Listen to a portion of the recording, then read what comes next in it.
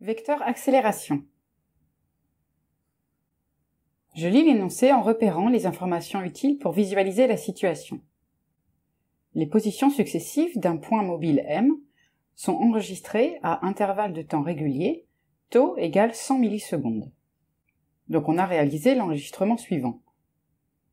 Une expression approchée du vecteur accélération de M à son passage au point M4 à la date T4 est estimée par la relation suivante, qui fait intervenir les vecteurs V3 et V5, qui sont représentés sur l'enregistrement.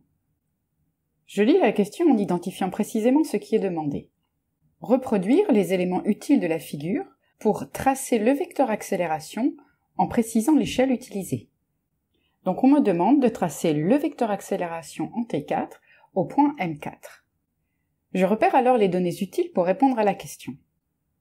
Ici, j'ai l'expression approchée pour le vecteur accélération, j'ai les représentations graphiques des vecteurs V3 et V5 avec une indication d'échelle, et enfin la valeur de l'intervalle de temps entre deux positions successives, taux égale 100 millisecondes. Donc je détermine précisément comment utiliser les données pour tracer le vecteur accélération. Le vecteur accélération au point M4 est approché grâce au vecteur variation de vitesse à l'instant T4, qui vaut vecteur V5 moins vecteur V3.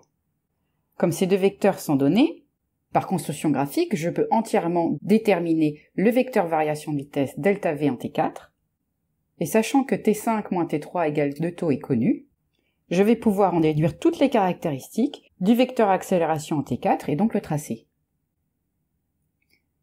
Donc d'après l'expression approchée du vecteur accélération, les vecteurs accélération en T4 et variation de vitesse en T4 sont collinéaires. Il faut donc d'abord déterminer graphiquement le vecteur variation de vitesse en T4 pour en déduire le vecteur accélération en T4. Donc je commence par reproduire sur un calque les vecteurs vitesse, l'échelle et le point M4.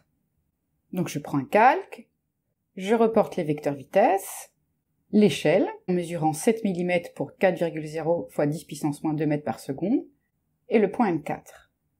Donc voilà pour les éléments graphiques à reproduire pour pouvoir tracer le vecteur accélération en T4.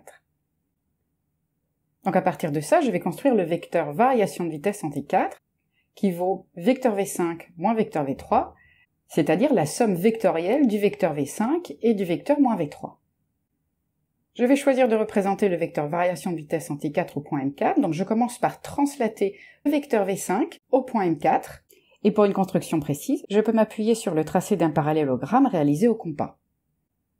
Donc de la même manière, je trace le vecteur moins V3 à l'extrémité du vecteur V5, puis je trace le vecteur variation de vitesse, delta V en T4.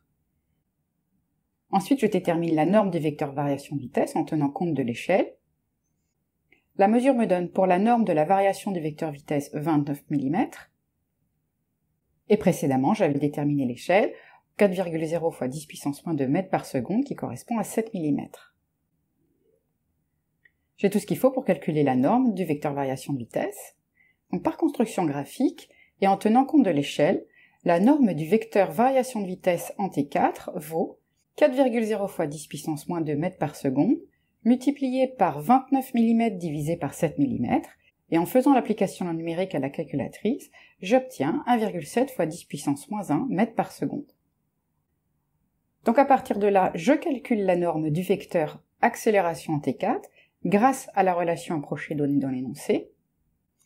Donc sachant que la norme du vecteur accélération en T4 est égale à celle du vecteur variation de vitesse en T4 divisé par T5 moins T3, soit norme du vecteur delta V en T4 divisé par 2 taux, on a, pour la norme du vecteur accélération en T4, 1,7 fois 10 puissance moins 1 mètre par seconde divisé par 2 fois 100 fois 10 puissance moins 3 secondes. Donc à nouveau, je fais l'application numérique à la calculatrice et j'obtiens 0,85 mètres secondes moins 2. Je peux maintenant tracer le vecteur accélération au point M4, tout en précisant l'échelle utilisée. En effet, le vecteur accélération au point M4 a même direction et même sens que le vecteur variation de vitesse en T4.